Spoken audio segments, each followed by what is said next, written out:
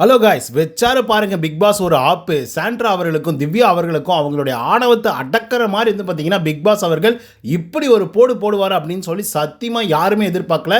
உள்ளே இருக்கக்கூடிய ஹவுஸ்மேட்ஸ் கூட வந்து எதிர்பார்க்கலாம். பார்த்துக்கோங்க, அப்படி ஒரு போடு. ஏன்னா என் வீட்டையா நீ அழுக்காக்குற, என் வீட்டையா நீ குப்பைப்படுத்துற, நீங்களே ஒரு குப்பை, உங்களெல்லாம் குப்பையாக உள்ளே விட்டதே தப்பு, அது இல்லாமல் நீங்கள் வேறு தனியாக வேறு குப்பையை வந்து போட்டுட்ருக்கீங்களா அப்படின்னு சொல்லி பிக் பாஸ் அவர்கள் பார்த்தீங்கன்னா செம்மையாக கடுமையாக வந்து பார்த்தீங்கன்னா ஒரு தண்டனை வந்து கொடுத்துருக்காப்புல. ஸோ அது என்ன தண்டனை அப்படிங்கிறத பற்றி இந்த வீடியோவில் முழுசாக வந்து பார்க்கலாம். ஸோ இந்த வீடியோக்கு போகிறதுக்கு முன்னாடி நம்மளோட சேனலை சப்ஸ்கிரைப் பண்ணுங்க, சப்ஸ்கிரைப் பண்ணிக்கோங்க. பக்கத்தில் ஒரு பெல் ஐக்கான் இருக்கும், அதையும் ப்ரெஸ் பண்ணி ஹாலில் போட்டுக்கோங்க. அப்போ தான் நாங்கள் அப்டேட் பண்ணுற ஒவ்வொரு வருஷமும் உங்களுக்கு நோட்டிஃபிகேஷன் வந்து சேரும். அதுதான் இந்த வீடியோ குறைஞ்சபட்சம் ஒரு 1000 லைக் எதிர்பார்க்குறேன். ஸோ லைக்கை போடுங்க, வீடியோ பாருங்கள். வாங்க இந்த வீடியோக்குள்ள வந்து போகலாம். இன்னைக்கு ஃப்ரைடே அப்படிங்கிறதுனால வந்து யார் ஒஸ்ட் பர்ஃபார்மர், யார் பெஸ்ட் பர்ஃபார்மர் அப்படிங்கிறத வந்து நிர்ணயிக்க சொன்னாங்க.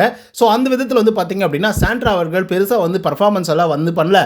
அது மட்டும் இல்லாமல் வீட்டுக்குள்ளே ஏகப்பட்ட பிரச்சனைகள் காரணமாக இருந்தது அவங்க தான். ஸோ அதனால் வந்து நாங்கள் சாண்ட்ராவை சொல்கிறோம் அப்படிங்கிற மாதிரி நிறைய ஹவுஸ்மேட்ஸ் பார்த்தீங்க அப்படின்னா சாண்ட்ராவை பிடிச்சி பொழந்து எடுத்தாங்க. இன்க்ளூடிங் நம்ம பிரச்சனை வந்து இருக்கார் இல்லையா, அவங்களுடைய ஹஸ்பண்ட், அவங்களே வந்து பார்த்தீங்க அப்படின்னா சாண்ட்ரா அவர்களுடைய பேரை சொல்லி அவங்க வந்து பண்ணணும்னு நினச்சிருந்தா வேறு மாதிரி வந்து பண்ணியிருந்திருக்கலாம். மேபி அவங்க தப்பாக பண்ணியிருந்திருக்கலாம். அதுக்காக கூட இருக்கக்கூடிய ஆட்கள் வந்து காரணமாக கூட இருந்திருக்கலாம். அப்படிங்கிற மாதிரி வந்து பார்த்தீங்கன்னா பிரச்சனை அவர்கள் வந்து ஒஸ்ட் பர்ஃபார்மர் அப்படின்ற லெவலுக்கு வந்து பார்த்தீங்கன்னா சொல்லிட்டு இருக்காங்க. ஸோ அதுக்கடுத்து வந்து பார்த்தீங்க அப்படின்னா நம்மளுடைய திவ்யாவை பற்றி நமக்கு நல்லாவே தெரியும், அவங்க எப்படி பேசுவாங்க, என்ன பண்ணுவாங்க அப்படின்னு சொல்லி. பட் இந்த வீட்டுக்குள்ளே இந்த வாரத்தில் வந்து பார்த்தீங்க அப்படின்னா அவங்க சமையல் கட்டை விட்டு பெருசாக வெளியே வரவே கிடையாது, என்டர்டெயின் பண்ணவே கிடையாது. சமைச்சிட்டே இருந்தாங்க, கிச்சனில் மட்டும் தான் இருந்தாங்க அப்படின்னு சொல்லி நிறைய ஆட்கள் வந்து பார்த்தீங்க அப்படின்னா ஒஸ்ட் பர்ஃபார்மர் அப்படின்னு சொல்லிட்டு தேர்ந்தெடுக்கப்பட்டாங்க. ஸோ இதனால் வந்து பார்த்தீங்க அப்படின்னா 2 பேரும் ஜெயிலுக்கு போகணும் அப்படிங்கிறது தானே வழக்கமாக நியதியாக வந்து இருக்கும். ஸோ ஜெயிலுக்கு போகிறது தானேப்பா, ஒரு பிரச்சனையும் இல்லை, நாங்கள் போய்க்கிறோம், என்ன வீக்கெண்ட் ஆனால் என்ன போட்டு கொளுத்துவாங்களா, பரவாயில்ல விடு பார்த்துக்கலாம் அப்படின்ற மாதிரி நேற்று கூட சாண்ட்ரா அவர்கள் வந்து சொல்லிட்டு இருந்தாங்க. இப்போ என்ன தான் நீங்கள் ஒஸ்ட் பர்ஃபார்மரில் குத்த போகிறீங்க, நாங்கள் என்ன பண்ணாலும் நீங்கள் அதை தான் பண்ண போகிறீங்க, கடைசியாக நான் ஜெயிலுக்கு அனுப்புறீங்களா, அனுப்புங்க பரவாயில்ல, கடைசியாக நான் எது வந்தாலும் பார்த்துக்கிறேன். அதுக்கப்புறம் என்ன, இப்போ என்ன நான் வந்து தப்பாகிட்டேன்னா, நான் இப்போ தப்பாக சொல்கிறேன்னா, இப்போ என்ன நீங்கள் தப்பாக காட்டுறீங்களா, சரி விடுங்க, வீக்கெண்ட் ஆனாக்கா விஜய் சேதுபதி கிட்ட நான் 4 திட்டு வாங்கிக்கிறேன் அப்படின்ற மாதிரி வந்து பார்த்தீங்க அப்படின்னா சாண்ட்ரா அவர்கள் நேற்றுக்கே ஒரு மாதிரி வந்து பேசிட்டு தான் வந்திருந்தாங்க. அதுக்கேற்ற மாதிரி வந்து பார்த்தீங்க அப்படின்னா அந்த டாஸ்கில் வந்து ஃபன் வந்து பண்ணணும் அப்படிங்கிறது தான் எல்லாருடைய முக்கிய குறிக்கோளாக வந்திருந்தது. ஆனால் ஃபன் எல்லாம் வந்து சூப்பராக வந்திருந்து, விக்ரமுடைய டீம் எல்லாம் சூப்பராக வந்து பண்ணிட்டு இருந்தாங்க. ஆனாலும் அதுலேயும் ஒரு குட்டியை கிளப்புற மாதிரி வந்து பார்த்தீங்கன்னா நம்ம கனியக்கா ஒரு கேள்வி வந்து கேட்டிருப்பாங்க, ஏமா நாள் முழுக்க நீ பீட் பாக்ஸ் வந்து பண்ணிட்டு இருந்தேன், ரேப் எல்லாம் வந்து பாடிட்டு இருந்தேன், ரேப் பாடுற மாதிரி வந்து பேசிட்டு இருந்தேன், பேசுகிற மாதிரி வந்து ரேப் பாடிட்டு இருந்தேன். ஸோ அப்படியெல்லாம் இருக்கும்போது உனக்கு ஏமா எந்த விதமான மதிப்பும் அளிக்கப்படவே இல்லை, ரெகனைஸே வந்து பண்ணவே இல்லை, பெஸ்ட் பர்ஃபார்மர் ஒஸ்ட் பர்ஃபார்மர் எதுவுமே உனக்கு வந்து கிடைக்கவே இல்லையம்மா, என்னம்மா நீ அப்படிங்கிற மாதிரி வந்து பார்த்தீங்கன்னா கனி அவர்கள் வந்து பார்த்தீங்கன்னா சுபிக்ஷா கிட்ட வந்து கேட்டிருந்தாங்க. சுபிக்ஷா வந்து பார்த்தீங்கன்னா விக்ரம் கிட்ட வந்து கேட்டாங்க. ஆமாம், அவங்க வந்து அந்த மாதிரி கேட்டாங்க, என்னன்னு எனக்கு தெரியல, எனக்கு ஒரு மாதிரி வந்து இருக்குது, உண்மையாகவே அவங்க சொல்கிற பாயிண்ட் வந்து கரெக்ட் தான் போல், ஏன்னா நான் எவ்வளோ கஷ்டப்பட்டு வந்து செஞ்சுருக்கேன், நாள் முழுக்க வந்து பீட் பாக்ஸ் வந்து பண்ணிகிட்ருக்கேன், எவ்வளோ தொண்டை வலிக்கு தெரியுமா அப்படின்ற மாதிரி சுபிக்ஷா வந்து பேசிகிட்டு இருக்காங்க. அதுக்கு விக்ரம் வந்து சொல்லிட்டு இருக்காரு, இங்கே பாருமா எல்லாரும் அப்படி தான்மா இருக்காங்க, என்னம்மா பண்ணுறது, அவங்க கொடுக்குறது தான் சுபிக்ஷா, நம்ம என்னம்மா பண்ண முடியும் அப்படின்ற மாதிரி நம்ம விக்ரம் அவர்கள் வந்து சொல்லிட்டு இருக்காருன்னு வச்சுக்கோங்களேன். ஸோ இதனை தொடர்ந்து ஒஸ்ட் பர்ஃபார்மருக்கு வந்து வருவோம். ஒஸ்ட் பர்ஃபார்மராக 2 பேரை தேர்ந்தெடுத்திருக்காங்க. ஒன்று சாண்ட்ரா, 2வது வந்து திவ்யா அவர்கள். ஓகே, ஸோ ரீசன்ஸ் எல்லாம் உங்களுக்கு நல்லா புரிஞ்சிருக்கும். இப்போ என்ன பிக் பாஸ் அவர்கள் பெரிய ட்விஸ்ட் வச்சுட்டார் அப்படின்னு பார்த்தீங்கன்னா, ஜெயிலுக்கெல்லாம் அவ்வளோ சீக்கிரம்லாம் அனுப்ப முடியாது உங்களை, ஏன்னா வீடெல்லாம் குப்பியாக்கிட்டீங்க, சரியா, இஷ்டத்துக்கு உங்கள் பாட்டில் வந்து பண்ணி போட்டிங்க. ஓகே, இப்போ யார் இதெல்லாம் க்ளீன் பண்ணுறது அப்படின்னு சொல்லிட்டு நம்ம பிக் பாஸ் செம்மையாக ட்விஸ்ட் வச்சு என்ன பண்ணிட்டார் அப்படின்னா, நீங்கள் ஜெயிலுக்கு போகும் முன்பாக வீட்டில் இருக்கக்கூடிய அனைத்து வேலைகளும் நீங்கள் தான் செஞ்சுட்டு போகணும் அப்படின்ட்டாங்க. எல்லா டிபார்ட்மெண்ட் வேலையும் நீங்கள் செஞ்சுட்டு போகணும், 2 பேர் மட்டும் தான் செய்யணும் அப்படின்ற மாதிரி வச்சாரு பாருங்க ஒரு ஆப்பு. அது சரியான ஆப்பு. ஏன்னா இவங்க தான் அங்கே வந்து பார்த்திங்கன்னா டஸ்ட்டு போட்டுட்டு இருந்தாங்க, அந்த பூண்டுடைய தோள்கள் வந்து பார்த்திங்கன்னா போடப்பட்டிருந்தது. ஸோ அதனால் இவ்வளோ கொழுப்பாயிடுச்சா, அது மட்டும் இல்லாமல் ஜெயிலுக்கு போகிறதுனா உங்களுக்கு அவ்வளோ எகத்தாளமாக இருக்குது. ஓகே, என்ன வேணாலே பண்ணிக்கலாம், கடைசியாக என்ன பண்ண போகிறாங்க, ஜெயிலில் தானே போட போகிறாங்க, சரி போயிட்டு வந்துடுவோம் வாங்க அப்படின்னு சொல்லிட்டு நானும் ஜெயிலுக்கு போகிறேன் அப்படின்னு சொல்லி கிளம்பி போயிடுறீங்க. அப்படிலாம் இந்த தடவை விட முடியாது. ஜெயிலுக்கு போகும் முன்பாக அவர் சொன்னது, ஜெயிலுக்கு போகும் முன்பாக வீட்டில் இருக்கக்கூடிய அனைத்து வேலைகளும் செய்துவிட்டு தான் போக வேண்டும் அப்படின்னு வந்து சொல்லிட்டாப்புல. இதுக்கு வந்து தலைமை தாங்குவதற்காக வெற்றி பெற்ற நாயகன் விக்ரம் அவர்கள் தான் வந்து இவரோட தலைமையில் வந்து நடக்கணும், இவர் தான் வந்து கண்காணிப்பாளர் அப்படின்னு வந்து சொல்லிட்டாங்க. விக்ரமுக்கு ஒரே சந்தோஷம்னா சந்தோஷம், அப்படி ஒரு சந்தோஷம், கையெடுத்து கும்பிட்டு பாஸ் சூப்பர் பாஸ், நீங்கள் வேறு லெவல் பாஸ் நீங்கள் அப்படின்ற மாதிரி வந்து சொல்லிட்டு இருக்காங்க. ஸோ அதுக்கப்புறம் வந்து பார்த்திங்க அப்படின்னா திவ்யாவையும் சாண்ட்ரா அவர்களையும் பயங்கரமாக வேலை வாங்கிட்டு இருக்காங்க.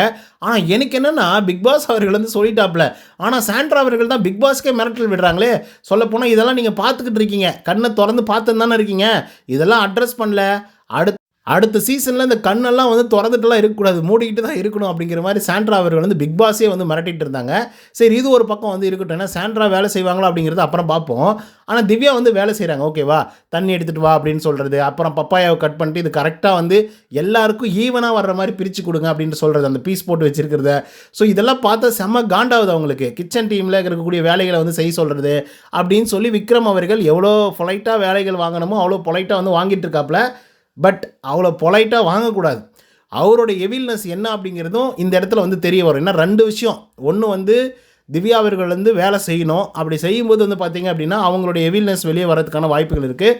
இட்ஸ் மீன்ஸ் அவங்க வந்து அந்த முரண்படுவாங்க. இல்லை, நான் செய்ய முடியாது, அப்படிலாம் பண்ண முடியாது, போடாடே போடா அப்படின்னு சொல்லிட்டுறதுக்கான வாய்ப்புகள் வந்து இருக்குது. 1.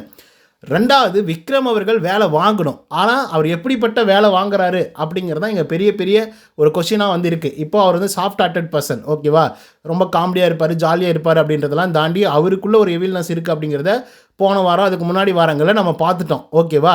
ஸோ அப்படி இருக்கும் பொழுது இப்போ மனசுக்குள்ளே வச்சுக்கிட்டு வெஞ்சன்ஸை வச்சுக்கிட்டு திவ்யாவையும் சாண்ட்ரா அவர்களையும் பழி வாங்குவாரா விக்ரம் அப்படிங்கிறதா ஒரு பெரிய கேள்வி.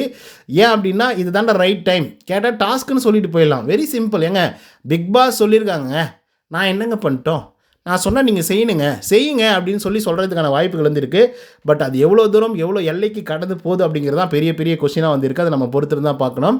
ஓகே காய்ஸ், இதுதான் வந்து பார்த்திங்க அப்படின்னா இன்றைக்கி ஒஸ்ட் பர்ஃபார்மருக்கு கிடைச்ச மிகப்பெரிய அளவிலான பரிசு. கண்டிப்பாக சத்தியமாக யாருமே இந்த மாதிரி ஒரு ட்விஸ்ட்டை வந்து எதிர்பார்த்துருக்க மாட்டாங்க. இதுக்கு முன்னாடி சீசன்களில் இந்த மாதிரி வந்து நடந்ததில்லை. ஓகே, அவங்க ஒஸ்ட் பர்ஃபார்மர் அப்படின்னு சொல்லிட்டாங்கன்னா அவங்களுக்கு யூனிஃபார்ம் வரும். யூனிஃபார்ம் மீன்ஸ் அந்த ஜெயிலுடைய காஸ்டியூம் வந்து வரும். நேராக வந்து கூப்பிட்டு போய் ஜெயிலில் வந்து அடைச்சிருவாங்க. ஃபுட்டு, தண்ணி, ரெஸ்ட் ரூம் போடனா கூட வந்து கேப்டன் பக்கம் இருந்து கதவை திறந்து விட்டு பூட்டை திறந்து விட்டால் தான் இவங்க வெளியே வந்து ரெஸ்ட் ரூம் போயிட்டு திரும்பி வந்து ஜெயிலுக்கு போவாங்க. சரிங்களா? ஸோ இப்படி தான் வந்து காலங்காலமாக வந்து நடந்துகிட்ருக்கு. பட் ஃபஸ்ட் டைம் தப்பு செஞ்சவன் தப்பை உணரணும்ல. ஜெயிலுக்கு போயிட்டு அங்கேயும் அரட்டை தான் அடிச்சிட்டு இருக்காங்க. என்ன இவங்க கம்பிக்கு உள்ளர உட்காந்துட்டு இருக்காங்க, மற்றவங்கெல்லாம் வந்து கம்பிக்கு வெளியே வந்து உட்காந்துட்டு இருக்காங்க. கேமராவை வந்து அந்த பக்கத்து பார்த்தாக்கா இவங்களும் ஜெயிலுக்குள்ளே இருக்கிற மாதிரி தான் வந்து இருக்கும். ஸோ அது மட்டும் இல்லாமல் ஃபன்னாக தான் அதை கொண்டு போயிட்டுருக்காங்க. ஜாலியாக பேசிக்கிட்டு சிரிச்சுக்கிட்டு. சாப்பாடு நேராக வந்து பார்த்திங்கன்னா ஜெயிலுக்கு வந்துடுது, தண்ணியும் ஜெயிலுக்கு வந்துடுது. இவங்களுக்கு அந்த மாதிரி எந்த பிரச்சனையும் கிடையாது. அப்போ அது மட்டும் இல்லாமல் நம்ம யூரின் போனோம், ரெஸ்ட் ரூம் போனோம் அப்படின்னா கதவை திறந்து விட சொன்னாங்க, கதவை திறந்து விட்ருவாங்க. ஸோ அப்படி இருக்கும்போது எந்த டிஃபிகல்ட்டிஸுமே வந்து இல்லை அந்த ஜெயிலை பொறுத்த வரையிலையும். ஸோ அதனால் ஓகே, விட்றா ஜெயில் தானடா, போடாடே, உங்கள் கூடலாம் கொடுத்து நடத்துறதை விட நான் ஜெயிலில் போய் 2 பேரும் தனியாக இருந்துக்கிறோம் அப்படின்ற மாதிரி தான் போயிட்டுருக்காங்க. பட் அதுக்கு வச்சாரு பாருங்கள் பிக் பாஸ் ஆப்பு. அப்படி ஆப்பில் சரியான ஆப் வந்து வச்சுருக்காப்புல. இதுக்கப்புறம் ஜெயிலுக்கு போகணும் அப்படின்னா வீட்டில் இருக்கக்கூடிய எல்லா வேலைகளும் நீங்கள் செஞ்சுட்டு தான் வந்து போகணும் அப்படிங்கிற மாதிரி சொல்லியிருக்காரு. ஸோ பார்ப்போம் இதனால் எத்தனை பிரச்சனைகள் வரும் அப்படிங்கிறத நம்ம பொறுத்திருந்தால் பார்க்கணும். ஸோ ஓகே கைஸ், இதை பற்றி உங்களோட கருத்துக்கள் என்ன அப்படிங்கிறத கமெண்ட்ஸில் வந்து பதிவு பண்ணுங்கள். இந்த வீடியோ உங்களுக்கு வந்து பிடிச்சிருந்தா லைக் அண்ட் சப்ஸ்கிரைப் பண்ண மறந்துடாதீங்க. இன்னொரு தகவல் சந்திக்கிறேன். Until then bye from Uday. நன்றி, வணக்கம்.